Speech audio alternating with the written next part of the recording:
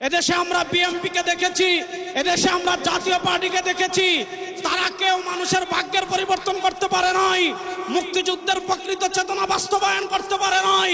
এবার একটা চেতনা বাকি আছে, সেই চেতনার নাম ইসলাম। ইসলামকে রাষ্ট্র ক্ষমতায় নিয়ে সব দুর্নীতি দুঃশাসনের অপসারণ করবো ইনশাআল্লাহ। সোহরাওয়ার্দী উদ্যানের এই লক্ষ্য জনতার কাছে প্রথম যে কথা আমি বলবো সেটা হলো 2024-এর জুলাই আগস্টের গণবিপ্লবের পর আমরা একদল খুনিকে তাড়িয়েছি, তাড়ানোর 9 মাস হয় নাই আরেক দল খুনি বাংলাদেশে তৈরি হয়ে গিয়েছে। আমরা একদল চাঁদাবাজকে তাড়িয়েছি, বাংলাদেশে আরেক দল চাঁদাবাজ তৈরি হয়ে গিয়েছে। আমরা একদল দুর্নীতিবাজকে তাড়িয়েছি, বাংলাদেশে আরেক দল দুর্নীতিবাজ তৈরি হয়ে গিয়েছে।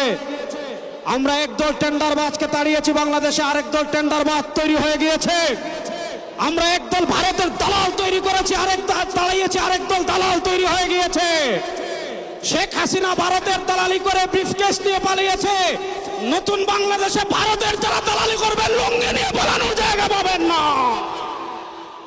সংগ্রামী সাথী ও বন্ধুগণ, আমরা স্পষ্ট ভাষায় বলতে চাই, এদেশের রাষ্ট্র ক্ষমতায় আমরা আর কোনো চাঁদাবাজদেরকে দেখতে চাই না। এদেশের রাষ্ট্র ক্ষমতায় আর কোনো টেন্ডারবাজকে দেখতে চাই না। এদেশের রাষ্ট্র ক্ষমতায় আর কোনো ভারতের দালালকে দেখতে চাই না। ইসলামকে রাষ্ট্র ক্ষমতায় নেওয়ার জন্য প্রস্তুত আছেন না ইনশাআল্লাহ?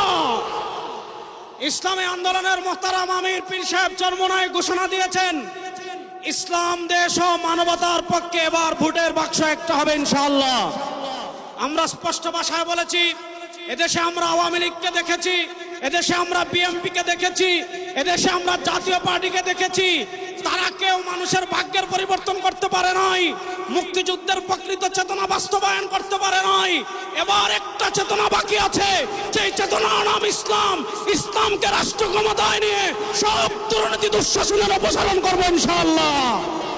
সর্বশেষ একটা কথা বলে আমি আমার বক্তব্য শেষ করব। আপনারা জানেন, সমাজের বিভিন্ন জায়গায় যখন দুর্গন্ধ ছড়িয়ে পড়ে, দুর্গন্ধ তাড়ানোর জন্য বাতাসের প্রয়োজন আছে না নাই?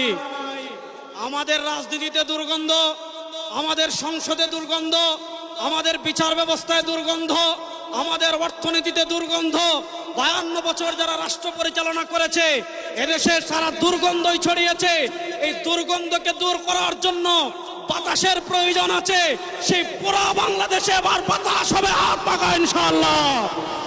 সেই হাত পাখার বাতাস ছড়িয়ে দেওয়ার জন্য প্রস্তুত আছেন না নাই? আরে ভাই, আমাদের কোন মার্কা আছে?